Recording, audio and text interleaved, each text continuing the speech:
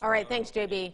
Days after the first winter storm of the year left I-95 at a standstill, Governor Ralph Northam voiced his opinion on the backlash the state has received over their handling of the gridlock. Northam told WRVA's Matt Dimline yesterday that blame should go on the drivers who were on the interstate in the first place.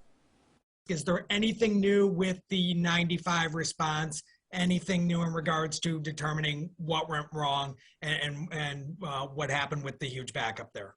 Well, Matt, I'm gonna just tell you right off the bat. I don't know why you're sitting there saying what went wrong. We knew this storm was coming. We put warnings out. Why don't you start asking some of these individuals that were out on the highway for hours? One, did you know about the storm? Two, why did you feel it was so important to drive through such a snowstorm?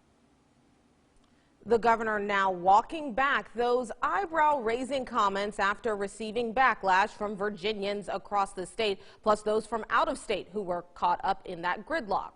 And new tonight, 8 News reporter Ben Dennis spoke to one driver who was in that backup, demanding the governor taking accountability for what he said. Ben, what can you tell us based on your conversation with him? Well, Eric and Deanna, Virginia is currently under a state of emergency. The National Guard is on watch. But when the forecast, as John Bernier had just said, when the forecast was much worse on Monday, none of that had happened. And people were up in arms about that today. And the governor had explained the drivers are also upset that he shifted the blame.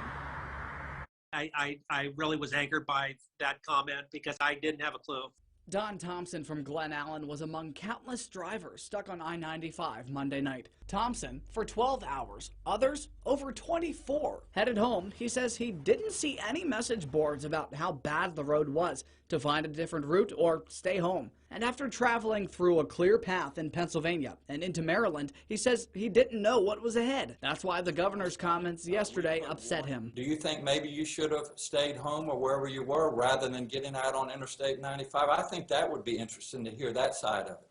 Is it fair to spin that on the drivers when the state had just frankly failed to prepare? We certainly don't want to blame the drivers. Again, I feel sorry for folks that were stuck on the highways for hours. The governor no longer pointing the finger at drivers as we caught up with him one-on-one this afternoon. Should the state have done more to prepare ahead of Monday? What we're going to do is look at an after-action report, and I think one of the areas that we really can focus on is how we communicate with motorists.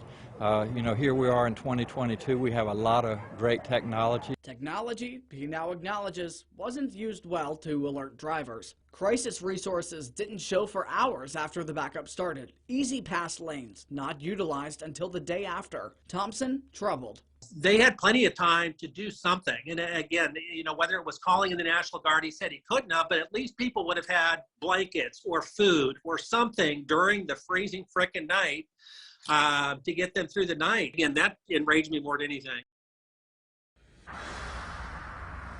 So why did Northam declare a state of emergency ahead of the upcoming storm? Well, he says that it wasn't just for what might lie ahead. It's because there have been some ongoing problems from Monday, namely power outages.